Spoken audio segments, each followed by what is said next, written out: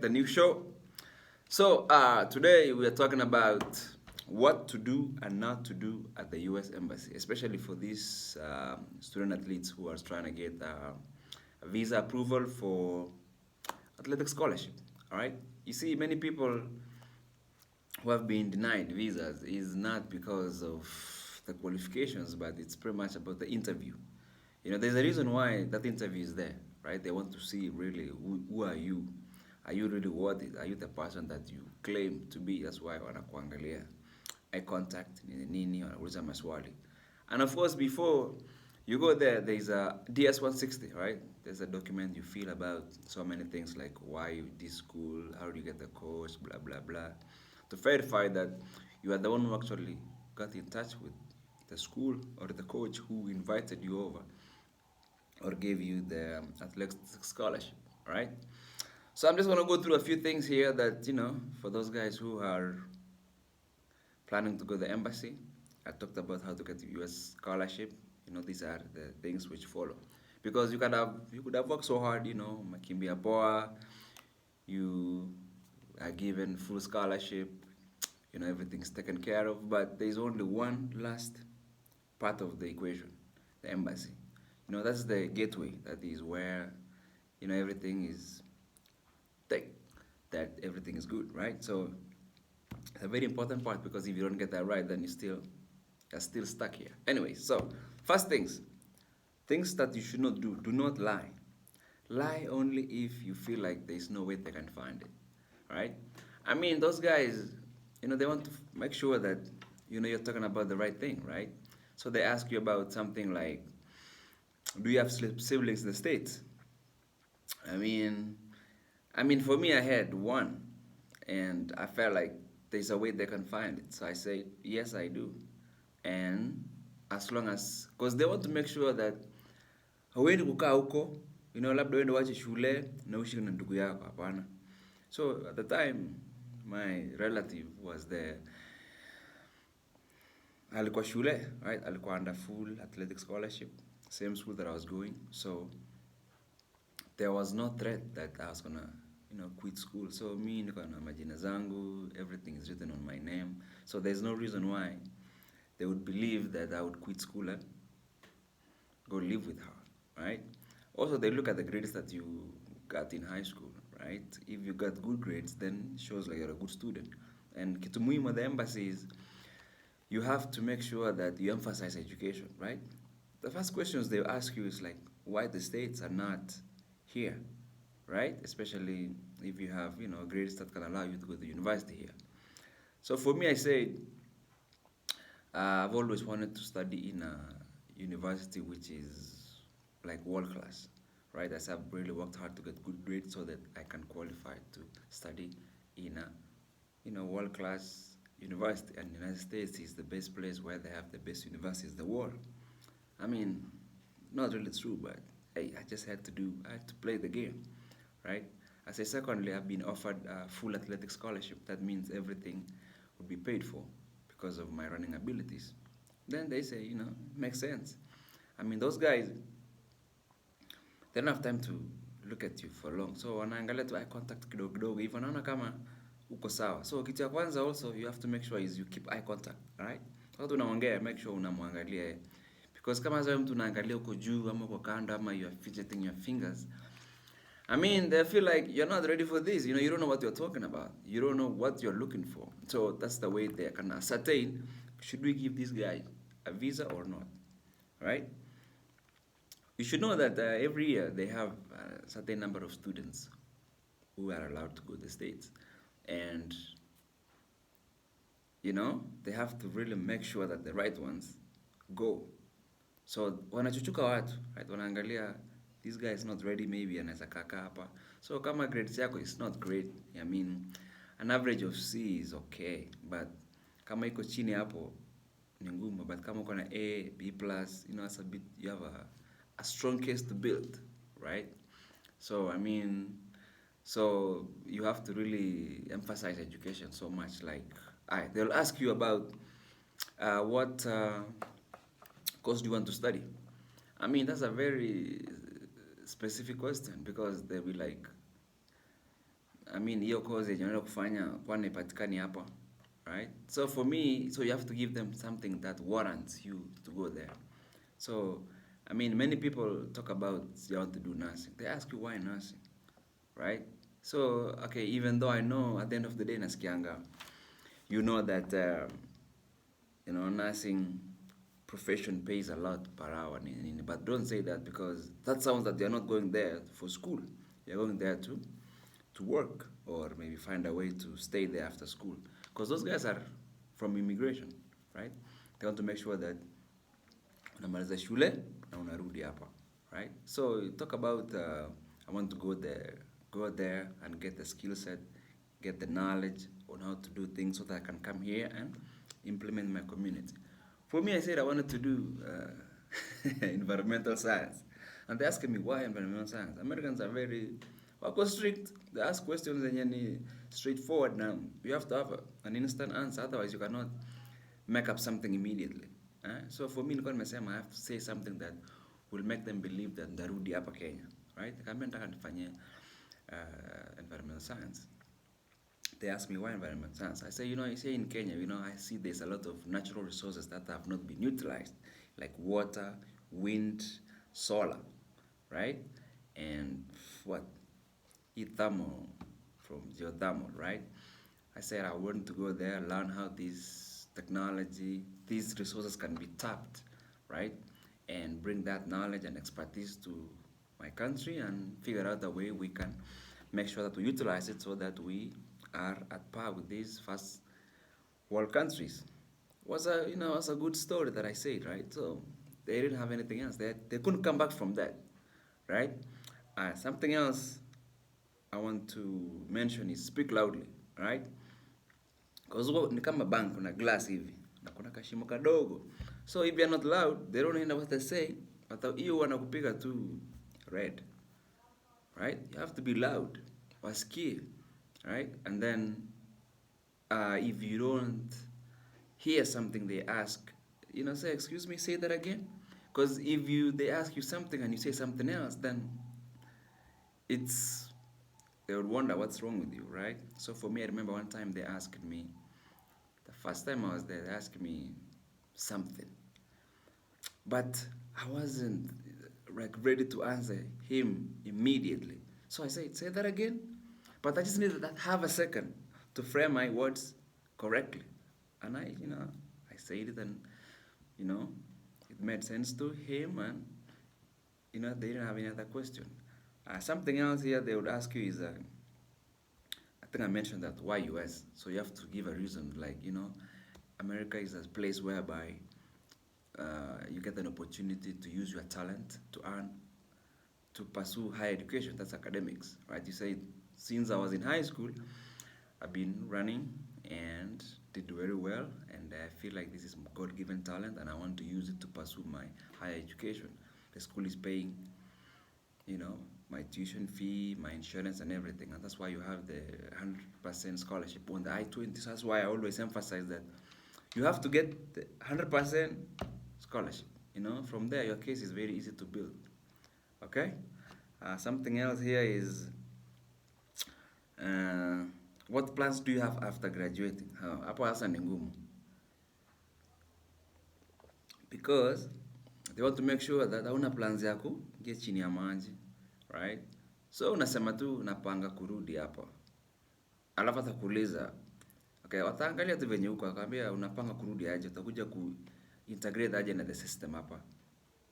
Right? So for me, kama sasa story ya hiyo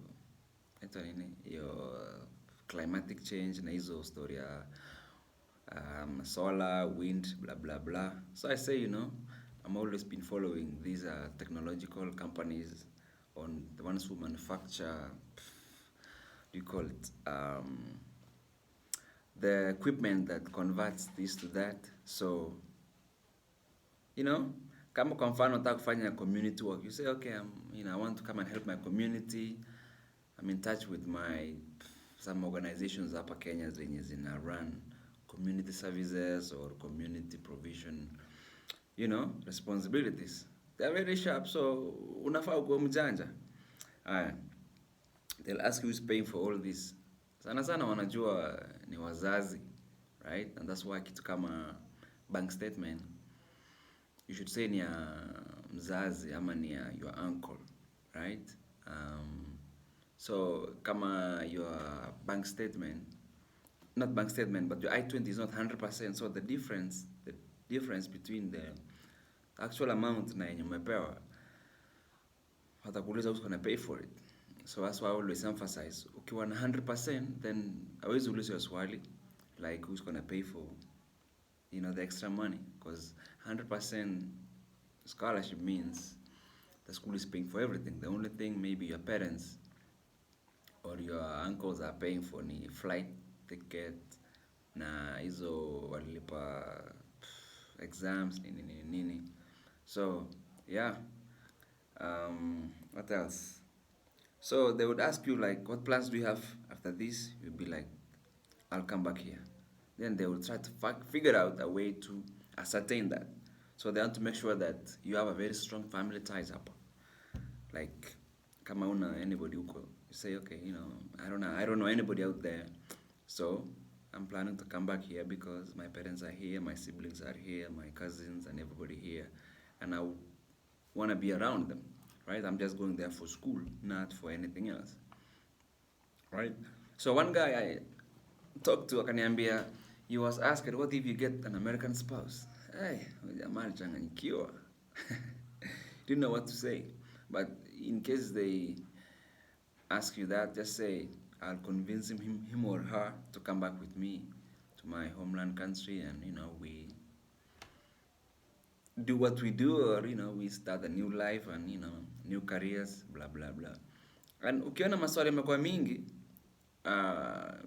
know that kimeumana kidogo. Kuna kitu wanajaribu they're just looking for a reason to kupiga chini. So you have to be very careful about how you put your statements, because when you look at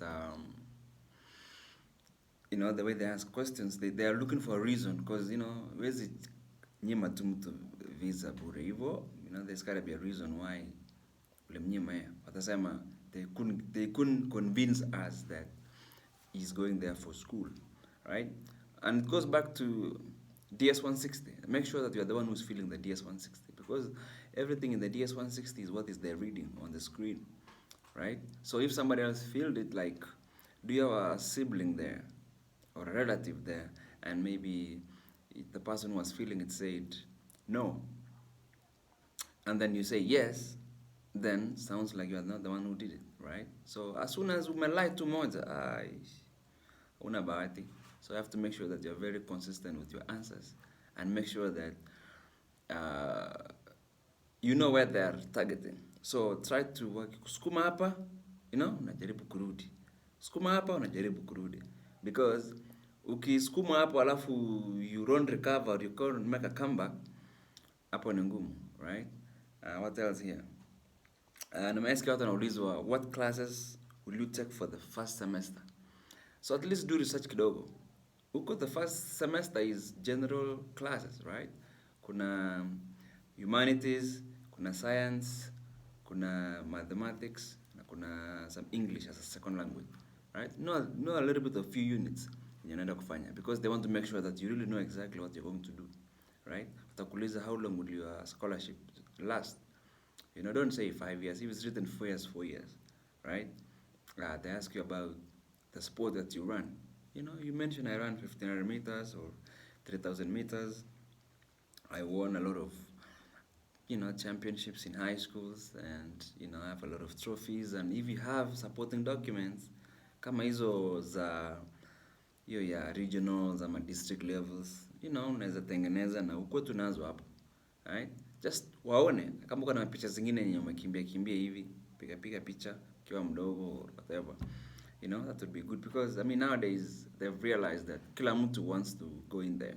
So they trying to figure out a way to selectively select people who are eligible, right? Because you can imagine mtu mwenye amepata academic scholarship anyimwe visa on what grounds? Ni ngumu. That's why watu academic, most of them do get it.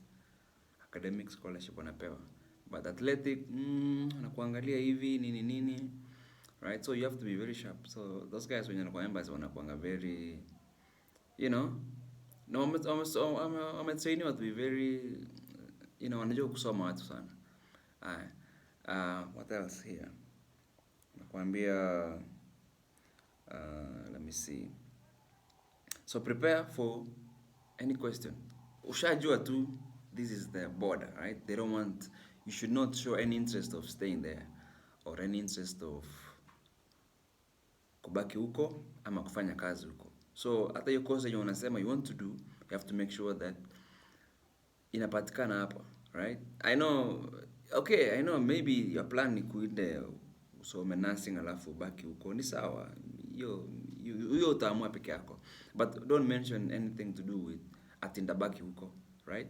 Hata unaweza fika huko una change tu course yenye unataka kufanya. Mimi niliandikiwa I wanted to do, inaitwa nini? Hiyo to do with science, but I ended up doing business, right? Because I wanted to do that. So when I got there, because sikuwa na reason mzuri ya kusema nataka nifanye business.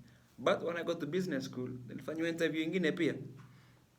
Because business school was a bit competitive, so we did mock interview, right? So they asked me, why do you want to do marketing?